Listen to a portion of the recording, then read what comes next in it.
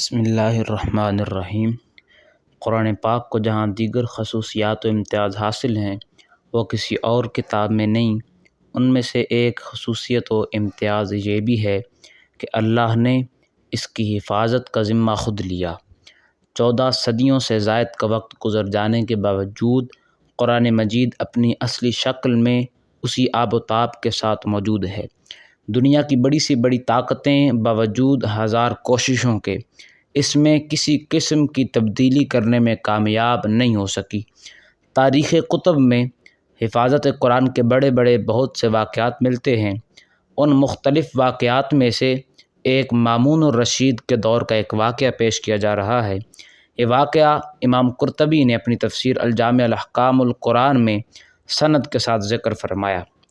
امام قرطبی نے اس واقعے کو کچھ یوں بیان کیا اور اس جگہ سند متصل کے ساتھ امیر المؤمنین مامون الرشید کے دربار کا ایک واقعہ نقل کیا۔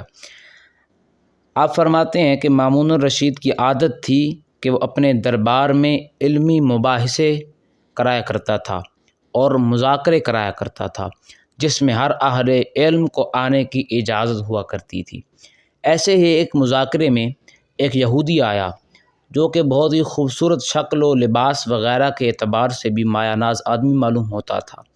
جب گفتگو کی تو وہ بھی فصیح اور بلیغ اور عاقلانہ گفتگو تھی۔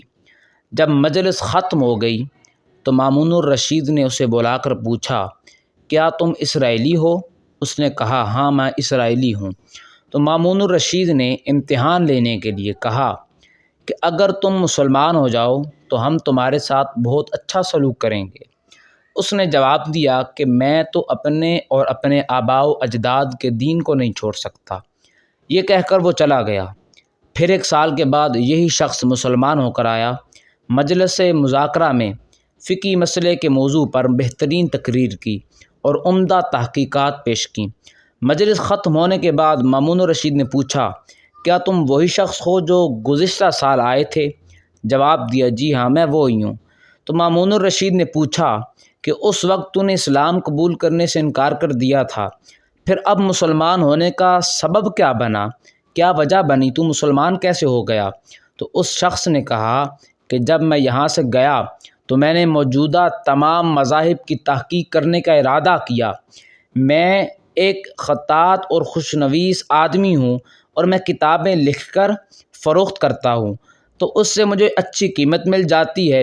میں نے امتحان لینے کے لیے تورات کے 3 مختلف نسخے لکھے، جس میں میں نے بہت جگہ اپنی طرف سے کمی پیشی کی اور اس میں یہ نسخے لے کر کنیسہ میں پہنچا۔ یہودیوں نے بڑی رغبت سے ان نسخوں کو خرید لیا۔ پھر اسی طرح میں نے انجیل کے 3 نسخے کمی پیشی کے ساتھ کتابت کی اور اس کو فروخت کر دیا، تو اس کو بھی نصارہ کے عبادت خانوں میں لے گیا۔ وہاں بھی عیسائیوں نے بڑی قدر و منزلت کے ساتھ مجھ سے وہ نسخے خرید لیے۔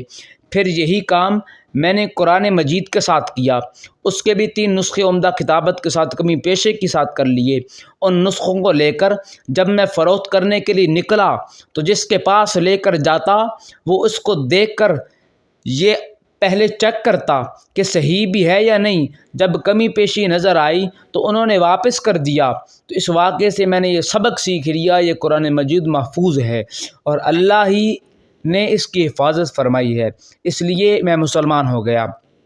قاضی یحییٰ بن اقسم اس واقعے کے راوی ہیں، کہتے ہیں کہ اتفاقاً اسی سال مجھے حج کے ادا کرنے کی توفیق ہوئی۔ وہاں سفیان بن عینی سے ملاقات ہوئی تو یہ قصہ ان کو سنایا۔ انہوں نے فرمایا، بے شک ایسا ہی ہونا چاہیے تھا کیونکہ اس کی تصدیق قرآن میں موجود ہے۔ تو اللہ رب العزت نے قرآن مجید کا، اس کی حفاظت کا ذمہ خود لے رکھا ہے۔ تو اللہ تعالیٰ سے دعا ہے کہ اللہ رب العزت ہمیں قرآن سے مزید عشق کرنے کی، قرآن سے محبت کرنے کی توفیق عطا فرمائے۔